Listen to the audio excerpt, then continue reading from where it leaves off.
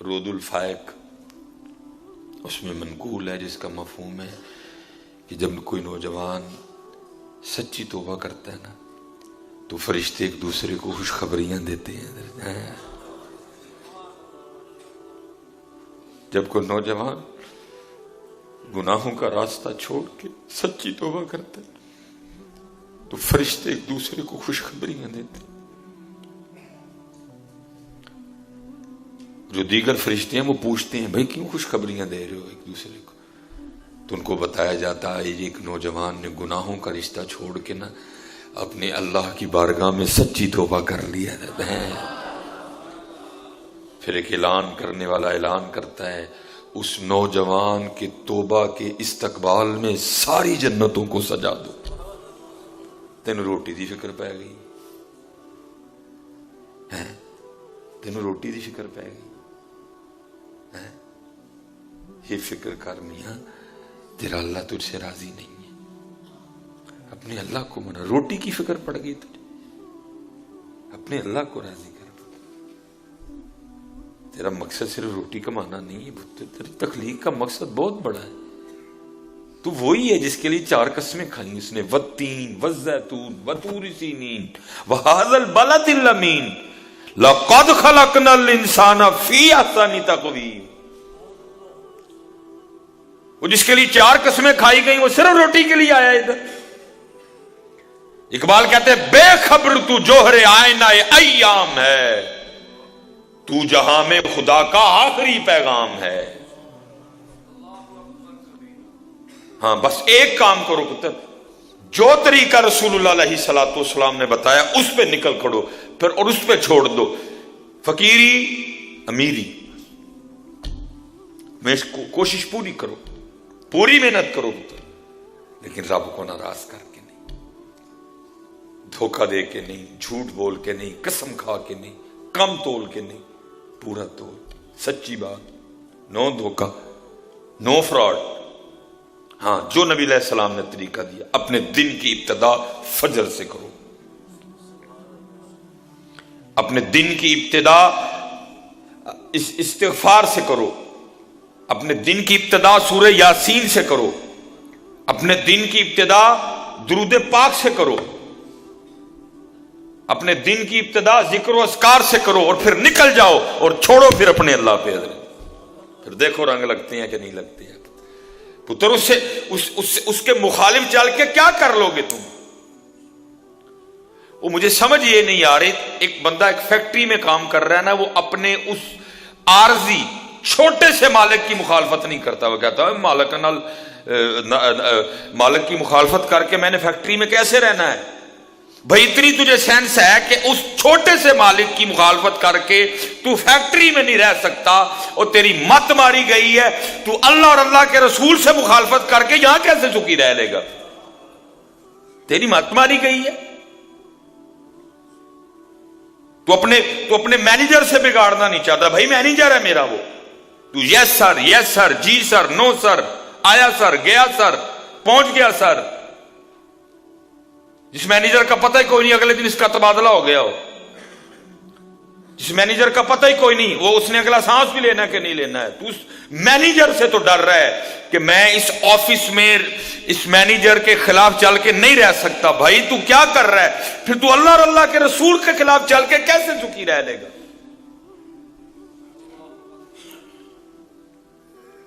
پتر ممبر رسول پہ بیٹھا ہوں، اللہ کی قسم ہے اندر تے جو ہے سو ہے، صرف باہر ہی کیتا ہے نا سونا، کوئی گاڑی لے کے، وہ کلپ میں کہہ بیٹھا ہوں کہ میرا کار کرائے تھے، کوئی ادھر کار دی چابی لے کے، کوئی گاڑی کی چابی لے کے۔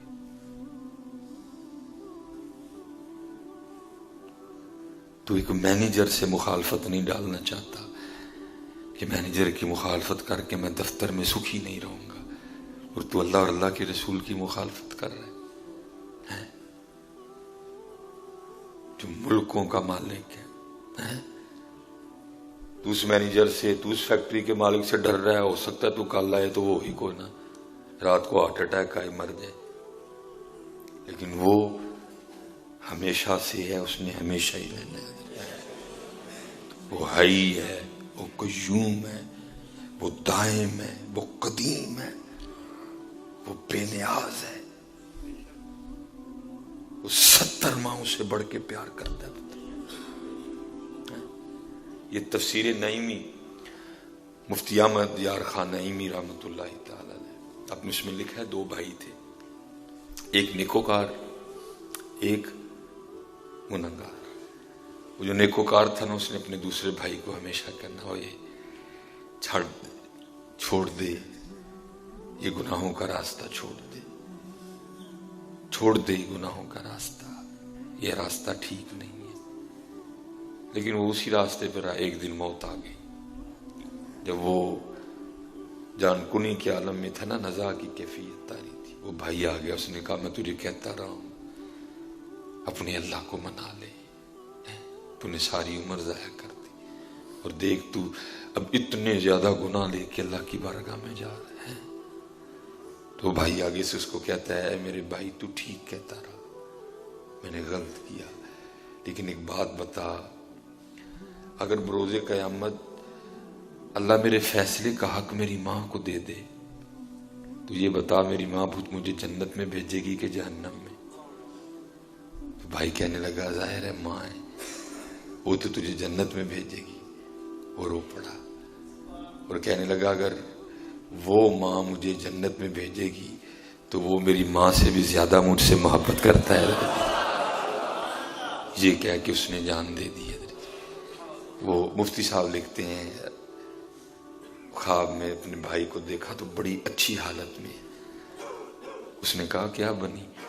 اس نے کہا بس جاتے ہوئے جو میں نے جملہ کہا تھا نا کہ اگر بروز قیامت میرا اللہ میرے فیصلے کا حق میری ماں کو دے دے تو کیا فیصلہ کرے گی، جنت یا جہنم؟ تو تم نے کہا تھا ظاہر ہے ماں ہے جنت، تو میں نے آگے سے کہا تھا پھر میرا اللہ میری ماں سے بھی بڑھ کر مجھ پر مہربان ہے، بس میرے اسی جملے کی وجہ سے میرے اللہ نے مجھے معاف کر دیا۔